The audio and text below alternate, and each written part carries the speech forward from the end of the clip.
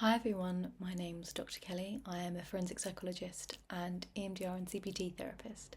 Today I wanted to talk to you about something that I think comes up in sessions a lot. So you're beginning a session and you ask someone simply, "How are you?"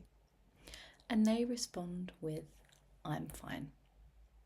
Now there are acronyms of what fine means, but I think that when people say they're fine, do they really mean it? Is it really that they're fine? So what I wanted us to think about is obviously the reasons why people may say it. Sometimes people say I'm fine, maybe because they don't have the actual language to express how they actually feel. It could be that maybe that they've learnt just to suppress their emotions, and it takes a little while for people to open up. I definitely see that someone will say I'm fine, and you go with the more questions, then all of a sudden all these other bits and pieces come out and you realise maybe they weren't actually that fine. It can also be sometimes that people say it to protect themselves from their own vulnerability, and that can come with being comfortable to understand what their emotions are, to be able to name their emotions, but also to feel comfortable with you or even just within the session itself. And sometimes people might say that I'm fine because they believe maybe their needs or their emotions aren't that important. Or people could say I'm fine because they actually are feeling just fine. But as a psychologist, I don't push someone to give a different answer.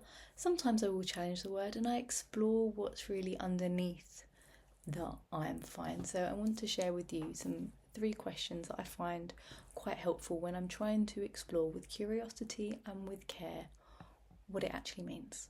So the first one is I just ask, well, what does fine mean to you today? So it's just an open question to open it up to see what does that mean for that individual. And it can sometimes encourage people to think about maybe other words that may better describe how they're feeling, or kind of alternative words of how they're feeling. It just opens it up a little bit more, and so you can understand if your understanding of fine matches their understanding of fine. And that can be for any emotion sometimes, or any check-in. You could say, well, what does that actually mean for you today, to check in that both of your understanding is the same. Another question, if I knew the client well enough, I would say that, okay, so if you weren't maybe trying to hold it together, what would you want to say? So again, it is opening up with curiosity, but this is done when I know someone maybe is putting on a mask, or maybe someone doesn't really want to open up straight away.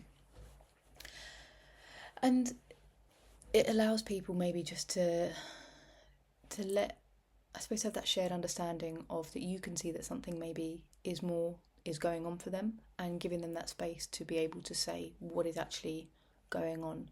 But again, holding in mind that people might not feel comfortable to actually let that mask drop, but you're giving them permission if they do want to. And the third question is, and it's obviously talking about parts, but it's not just kind of going down the IFS route, but it sometimes it can show that maybe we all have different parts within us. So just asking what part of you needed to say that I'm fine.